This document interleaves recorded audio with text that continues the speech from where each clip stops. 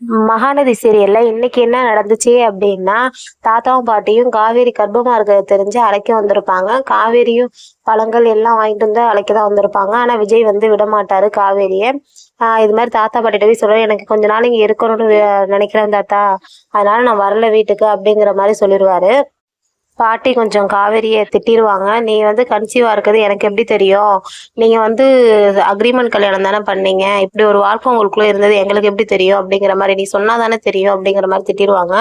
உடனே "வா காவேரி" கிளம்புனோனே காவேரியும் கிளம்பி போயிருவாங்க. விஜய் தான் சொல்லியிருப்பாரு, "இல்ல நான் கொஞ்ச நாள் இங்க இருந்துட்டு வரேன்" அப்படின்னு. தாத்தாவுக்கும் பாட்டிக்கும் என்ன சொல்றதுன்னு தெரியல. "நான் உன்ன பேசினதுனால நீ இப்படி சொல்றியா விஜய்?"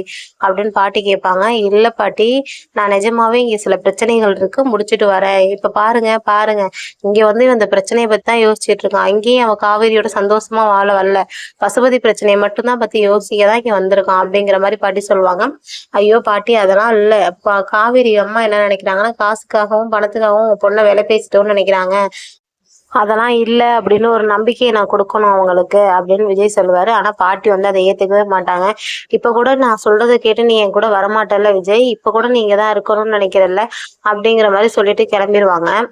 பசுபதிக்கும் ராகினிக்கும் இந்த விஷயம் தெரிஞ்சு போயிடுச்சு. அஜய் மூலியமா தெரிஞ்சிருக்கும்.